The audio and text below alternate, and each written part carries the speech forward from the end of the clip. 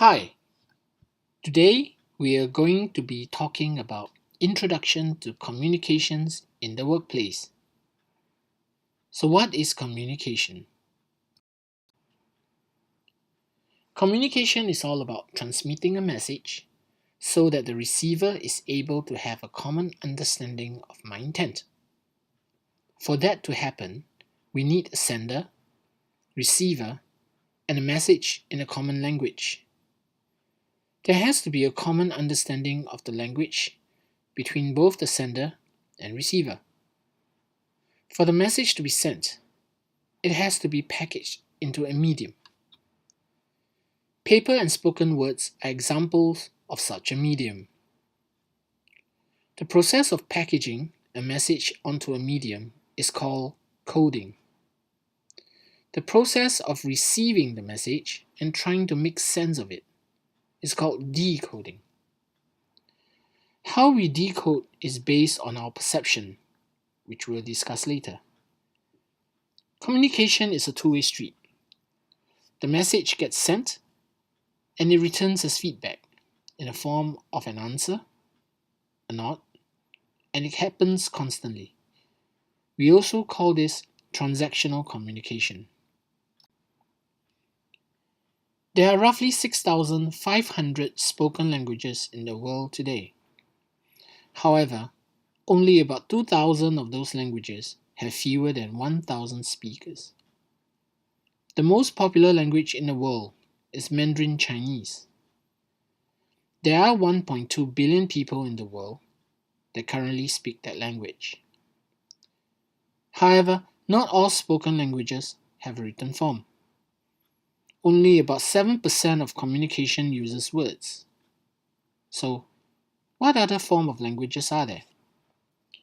Well, sign language is also a form of body language, which also has its unique set of written language, Braille.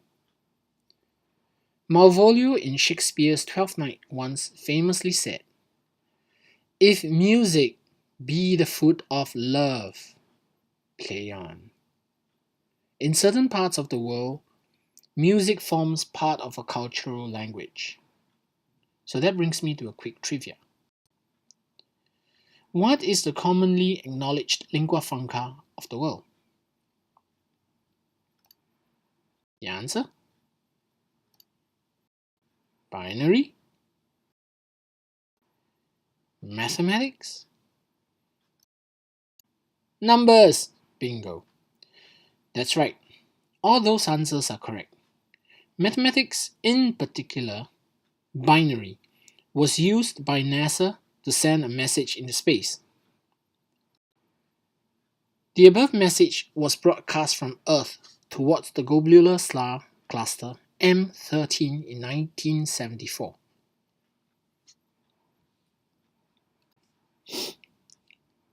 Although only 7% of all forms of communications take place with words, it is still the most common way human communicates. Everybody hears sound. Only when you listen, you make sense of the message. This is known as perception. All of us make sense of messages we hear based on past experiences and also in what context was the message sent. There are two types of listening, namely discriminative listening and comprehensive listening. What is discriminative? Being able to distinguish the subtleties of sound and differentiate different modalities of transmission. Well, example, someone laughing, although we can tell they are actually sad. Comprehensive listening requires a deeper understanding of the language in common. It also requires a vertical exploration of the cognitive connection with the speaker. There is a deeper meaning to the message we receive. We call this high context, which again we will explore later. What we see or hear when we travel to our daily events. Traffic, noise. These get in our way from point A to point B. That is my definition of noise, as barriers to communication. Remember, we discussed transactional communication and both discriminative and comprehensive listening. Before the message gets to you, the message has to pass through noise. After that, when the message comes back, it again passes through noise before the original sender receives the feedback. Noise can be in three forms: the physical, psychological, and physiological.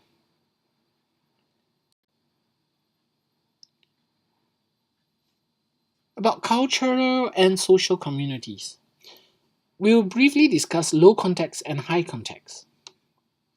Low context is simply put, say what you mean and mean what you say. It is very superficial in nature and can be usually taken at face value. High context, however, is more vertically connective. A person can be saying good job, but it actually means great flop. Then there is individualism and communitarianism. Think of individualism as being self-culture, the me and I, and communitarianism as being part of a collective culture. So, if an American business partner uses individualism, says, hey, let's discuss our future together. A communitarianism-minded Chinese businessman might reply, do you think your son might be interested in the business? Low and high context and both individualism and communitarianism can be mixed to achieve different ends. Well, a good example would be the use of a Chinese idiom of 指桑骂槐 as an illustration. It means to point and speak of a shang tree, but in actual fact, one actually means to describe a huai tree. So this following attached video is Tony Robbins and his take on rapport.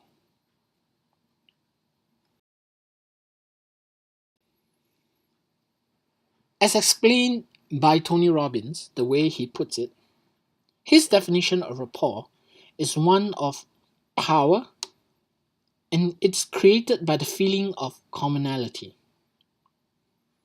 Groups gather because people like people who are like themselves or whom they would like to be.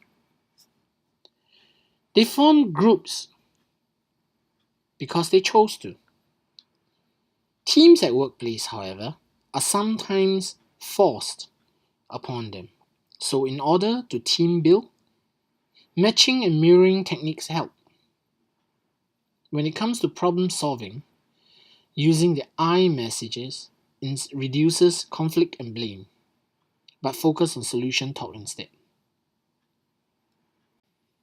So what defines culture in an organization and how it affects communication?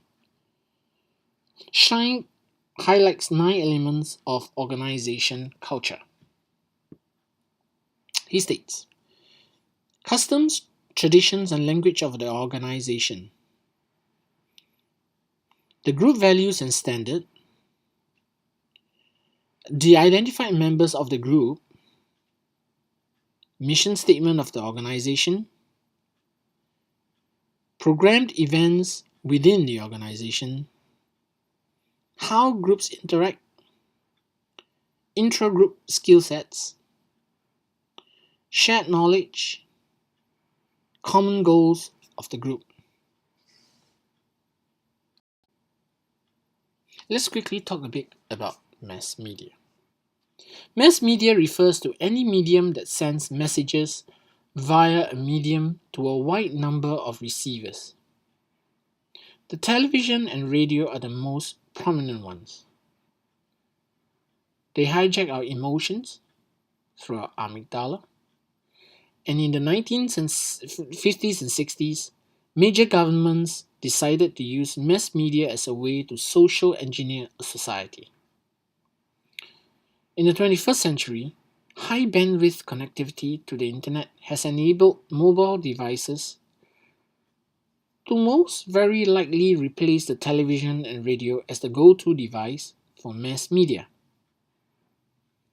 The most obvious advantage that these mobile devices have over the traditional mass media mediums is obvious: interaction. So these days we have social media such as Facebook and Instagram, where everyone has an online presence and also interacts, as well as receiving computer mediated messages. For that to happen, we need some form of literacy. Speaking of which, digital literacy is a spectrum. It's either high or low, but never a yes or a no. Digital literacy is based on social interaction via computer mediation. This form of interaction requires self-interest and intrinsic motivation. As previously mentioned, social media such as Facebook and Instagram are great examples. Another good example of interactive mass media is a meme. It is an idea, behavior, or style that spreads from person to person within a culture. Idea plus digital tool plus communication equals meme. Thus born socially negotiated mass media. Our dependence on digital communication has led us to be highly dependent online. Some of the tools we frequently use in our organization can only be found online. A good example, Adobe. Anyone remembers PageMaker? It's a really old page creation program. Photoshop, Illustrator, etc. has a call home program which lets Adobe know if a user has a pirated version. These days, we have a policy against giving away our physical data. But why do we allow our online activities to be monitored? Computer technologies have given way to common sensibilities, with people still giving away credit card and social security details online, and expecting the websites to protect us. Cyber crimes are just like any other crimes in that it happens to anybody given a chance, and this seldom happen by chance. It is usually premeditated and well planned. Since the internet was initially designed as a research-based network, its appeal is in the inclusiveness. It was never meant to keep anyone out. So next time, if you want to share something secret or private, keep it to yourself. So perhaps there will come a time when the world truly becomes one. Global village, we share a global culture, speak a common language, our individual identities are all online. We have online communities and cultures. We will do that all through CMC, computer mediated communications. We will still communicate, for communication builds culture, and it's a two-way street. To conclude, I would like to leave the presentation with a personal philosophy. When machines break down, I understand, because they are mechanical and inanimate. But when human communications break down, I can never understand, because all we have to do is to ask and clarify. Thank you.